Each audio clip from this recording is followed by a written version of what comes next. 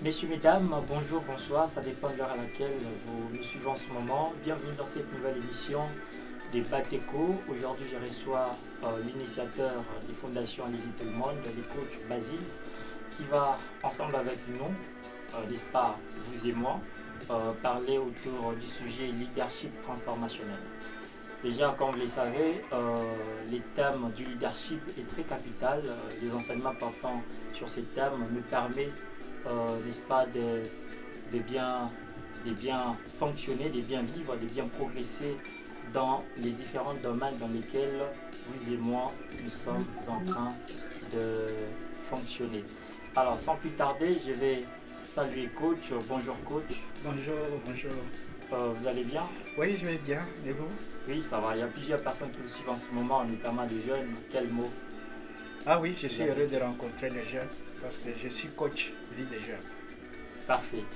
Les coachs Basile est coach des jeunes, principalement des jeunes, les coachs de tout le monde, mais il aime bien, il a une passion notamment pour les jeunes.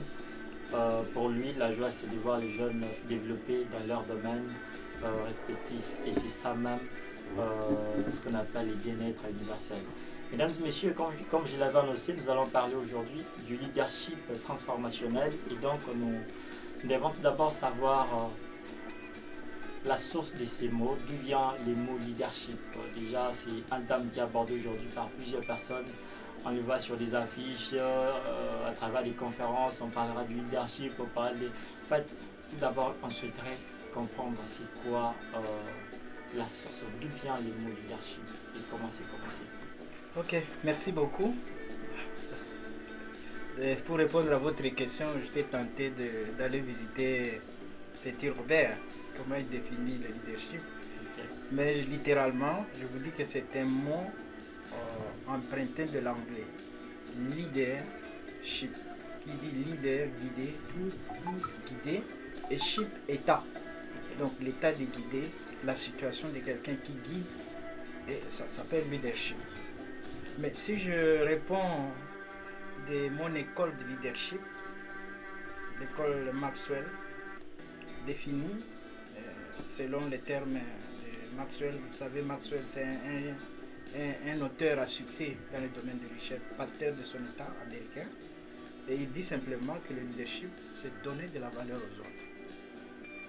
Eh bien, je confesse ce leadership pour donner de la valeur et surtout aux jeunes. Voilà pourquoi j'ai l'ambition de devenir, de me performer comme coach vie des jeunes, qui m'intéresse à la vie des jeunes.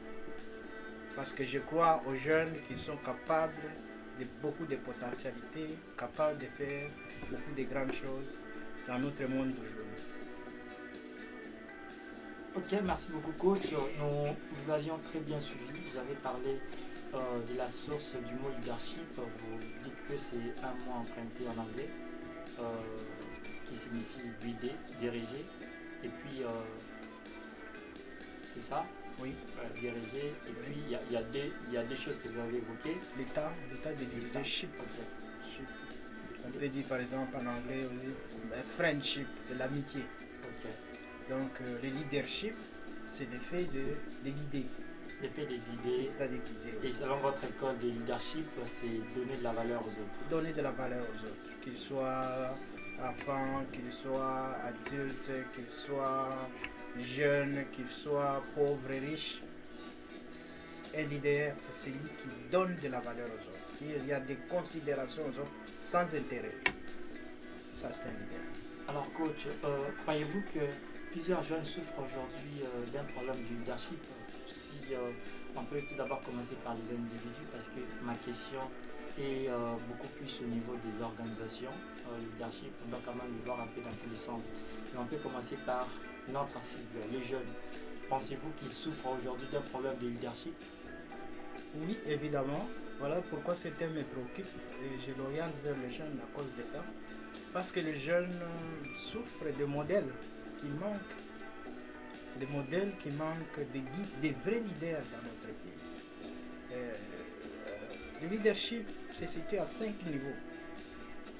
Le leadership que nous connaissons, auquel nous obéissons, c'est le leadership des positions. c'est le niveau le plus bas de leadership. Donc j'obéis à quelqu'un, un bon matin, vous apprenez que le coach Basile a été nommé à un niveau de responsabilité très élevé. Les gens qui me connaissent, ma famille, les gens commencent à fêter. Je suis devenu le leader, tout le monde a des yeux braqués sur moi. On me positionne comme leader.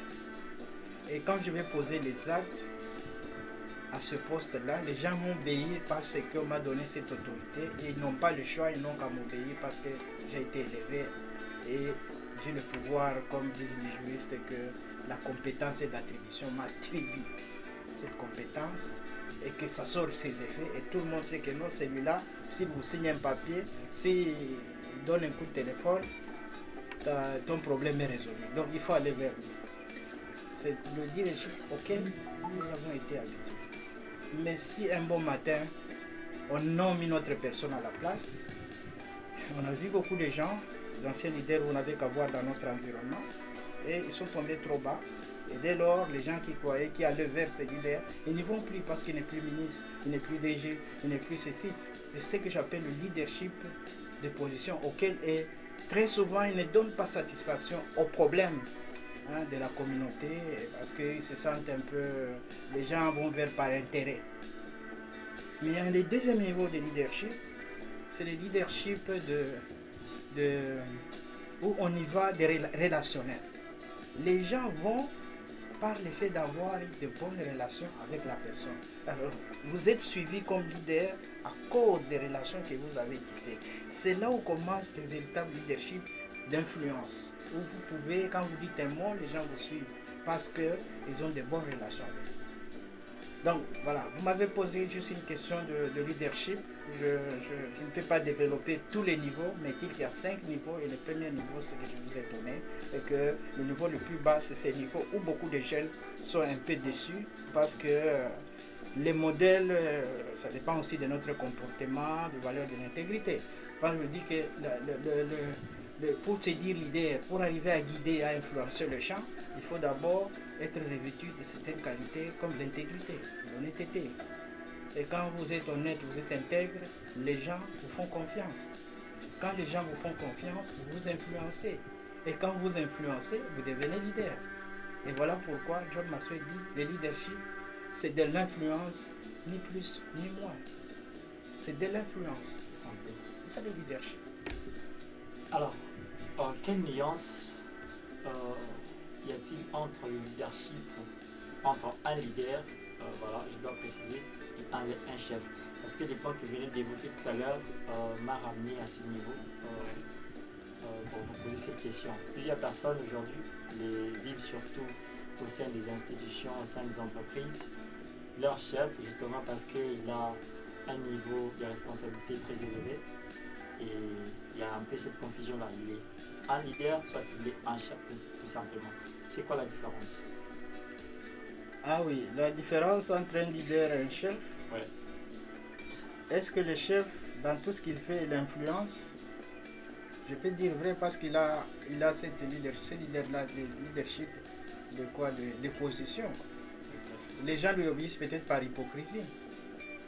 Et que les orientations qu'il donne ne donnent pas forcément la transformation au sein de l'entreprise, au sein de la communauté, de là où il règne. Il y a plus un jeu de l'hypocrisie.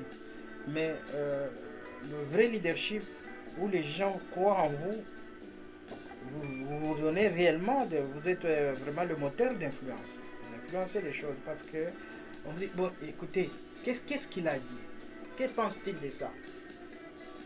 On a connu des personnalités politiques dans ce pays qui disaient un mot et les gens suivaient.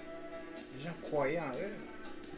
Dois-je citer les noms? Je parle par exemple de Sphinx, l'imité. C'est lui que nous avons surnommé notre Sphinx. C'est Tshisekedi, Etienne Tshisekedi, au Mulumba. C'était un leader politique. Il ne parlait pas beaucoup, mais ce qu'il disait, il était suivi. Aujourd'hui, il a été un homme mythique, paix à son âme. C'était moderne. Je vais parler de Lumumba. Il a été un leader. J'ai été élevé au niveau des héros. Je n'aime pas citer trop le mot pour que ne pas dénaturer mes propos au risque de me faire coller à une couleur politique. Je parle beaucoup plus de leadership qui doit servir de modèle de chemin à suivre par les gens. Ok, merci beaucoup. Déjà, ça c'est très important. Donc, à retenir, c'est que un chef, c'est celui qui parfois est obéi justement par hypocrisie.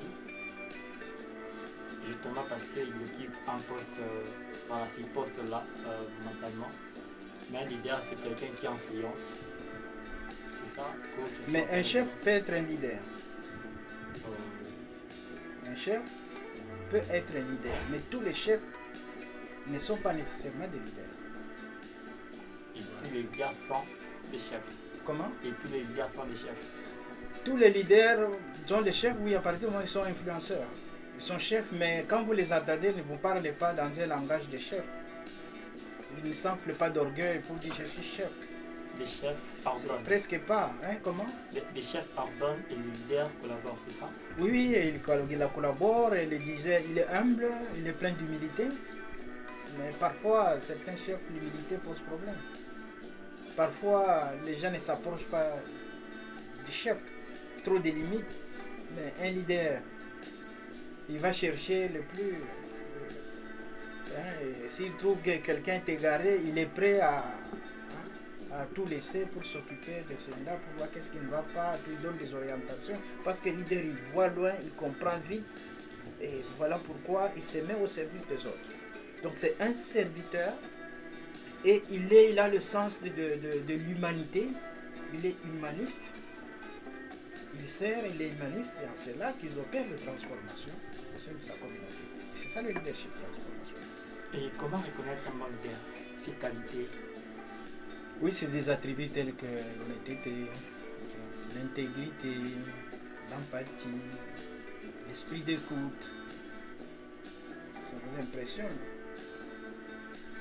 Quelqu'un qui se met à votre service sans intérêt, il est prêt à vous. Il s'occupe de votre problème, il vous accompagne dans une démarche. C'est un leader, je crois que ce sont là les caractéristiques. Tout ce que nous connaissons, nous avons appris en morale, tout ce que nous enseigne sur le plan public. Je crois que quand vous intégrez quelqu'un qui vit, et qui ne parle pas seulement, mais les paroles et le vécu, pas de père, c'est un véritable leader. Ok. Mais il est des personnes qui parlent beaucoup, ils promettent beaucoup, mais ils réalisent moins. Il y a là un peu de lacunes, je dirais même de l'écart de leadership qu'il faut combler. L'essentiel, c'est de prendre conscience que mon niveau de leadership il est encore trop bas, je dois le rehausser et on se met en amélioration continue, comprendre, apprendre. Je crois que c'est... Et pour les personnes qui disent que le leadership est inné, vous êtes d'avis avec eux? Oui, ils n'ont pas tort. Il est des gens qui naissent avec des prédispositions d'être leaders. Mais si ce leadership-là n'est pas encadré, ils peuvent être étouffés. Il y en a qui meurent avec leur talent, avec leur... Donc le leadership, pour qui veut devenir leader, peut apprendre, peut devenir leader, s'il applique le principe. Nous avons par exemple un programme de formation en leadership, les 15 lois inestimables de la croissance. C'est un livre écrit par John Maxwell. Et si vous lisez les 15 lois et vous suivez ce programme, vous serez imbibé de principes de leadership.